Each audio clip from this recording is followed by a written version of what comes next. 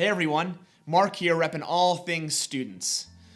Recently I realized I'm approaching 5 years of full-time staff here at Glen Owen Bible Church. And so Nate Candleberry, our middle school director, and I were reminiscing back on our first moments on the job. Those first awkward interactions with students, the first program nights, the first flops. But both of us vividly remember one night in particular. It was fall of 2016, and we'd had some momentum. We decided to kind of change things up one night and just see what happened. So we turned off the hideous fluorescent lights, we plugged in some new lamps that we had found at Target, we threw some Gatorade and some chips on a table in the middle of the room, some couches, bumped some new tunes, and just sat back to kind of watch the magic happen. To our surprise, magic really did happen that night. Students and leaders laughing, playing, connecting, and sharing life together. The room felt full. The interactions with students felt natural and easy and real. I remember leaving that night, both of us feeling like we were on cloud nine, high-fiving in the parking lot, feeling pretty sweet about ourselves, thinking, this is it, man, we've arrived. This is crazy. God is doing big things. Well, Nate dug up an old photo from that night, and to our shock and our surprise, we looked as that full room was filled with a whopping 15 students. Guess the event wasn't as epic as we thought. Perhaps we weren't as epic as we thought.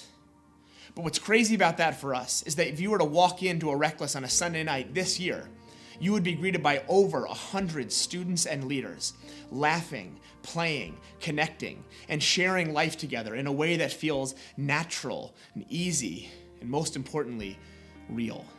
But what I find most interesting is that even though those two groups look drastically different from then till now, in size and in scope, it all kind of feels the same. We've updated the lighting, we've upgraded the food that we offer, we've stayed up to date on the latest T Swift album. But what Nate and I and students and leaders continue to experience time and time again is that this is crazy. God is doing some big things.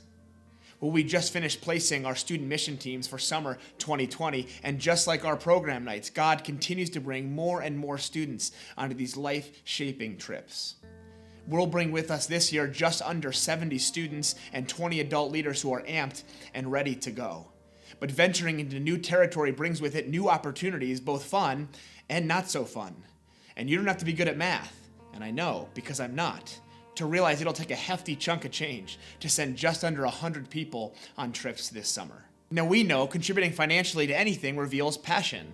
We buy merch from our favorite band, we buy treats from our favorite food stop, we rock Cubs gear from 2016 to relive the celebration that lined the streets. And we'd invite you to direct some of your passion towards our summer trips. This year, our goal is to raise $25,000. And if I'm honest, setting a fundraising goal of more than double what we've raised in previous years seems a little foolish and a lot crazy. But we want to invite you into that crazy, to be part of the crazy big things God is doing in our student groups. Our Red Envelope Project fundraiser kicks off this morning in the gym, and the plan is to raise that $25,000 over the next 3 weeks. It's a full-service operation this year, so if you're interested in hearing more or making a donation, the first and only thing you need to do is to find one of our students wearing a red t-shirt.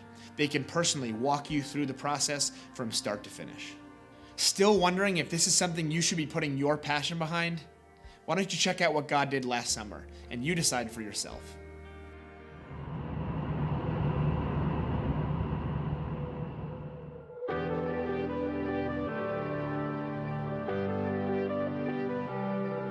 You go before I know that you've even gone to win my war. Your love becomes my greatest defense. It leads me from the dry wilderness, and all I did was praise. All I did was stay still, stay still.